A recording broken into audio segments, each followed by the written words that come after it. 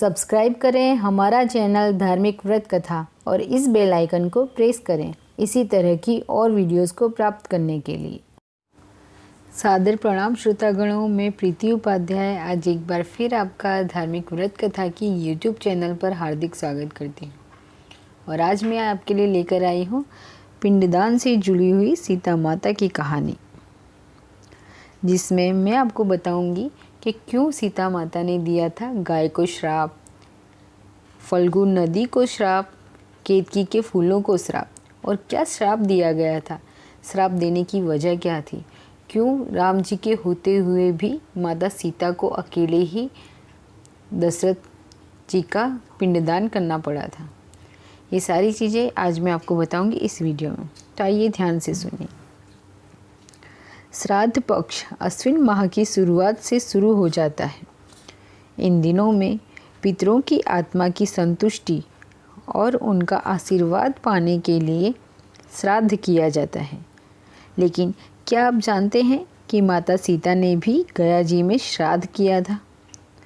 जी हाँ, एक पौराणिक कथा के अनुसार माता सीता ने दशरथ की आत्मा को मोक्ष दिलाने के लिए गया जी में पिंडदान किया था। तो आइए जानते हैं इस पौराणिक कथा के बारे में।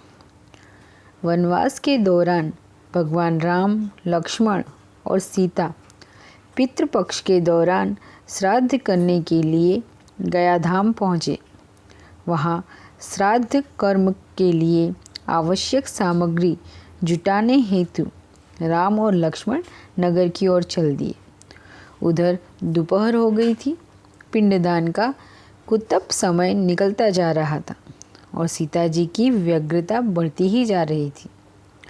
तभी दशरथ की आत्मा ने पिंडदान की मांग करी। गया जी के आगे फल्गु नदी पर अकेली सीता जी असमंजस में पड़ गई। उन्होंने फल्गु नदी के साथ वटवृक्ष, केतकी के फूल और गाय को साक्षी मानकर बालू का यानी कि रेत का पिंड बनाकर स्वर्गीय राजा दशरथ के निमित्त पिंडदान दिया। थोड़ी देर में भगवान राम और लक्ष्मण लौटे तो उन्होंने कहा कि समय निकल जाने के कारण मैंने स्वयं ही पिंडदान कर दिया है। बिना सामग्री के पिंडदान कैसे हो सकता है? इसके लिए राम ने सीता से प्रमाण मांगा।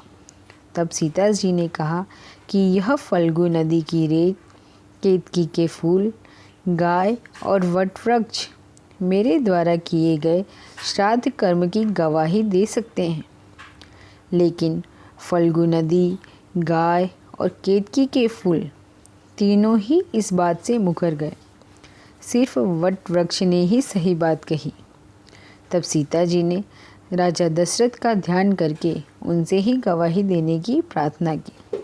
राजा दशरथ ने सीता जी की प्रार्थना स्वीकार कर घोषणा की कि ऐन वक्त पर सीता ने ही मुझे पिंडदान दिया है।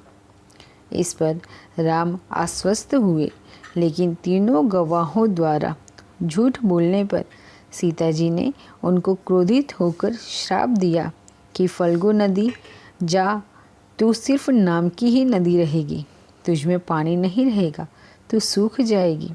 इस कारण फल्गु नदी आज भी गया में सूखी रहती है। और गाय को श्राप दिया गया कि तू पूज्य होकर भी लोगों का झूठा खाएगी। और केतकी के फूलों को श्राप दिया गया कि तुझे पूजा में कभी भी नहीं चढ़ाया जाएगा।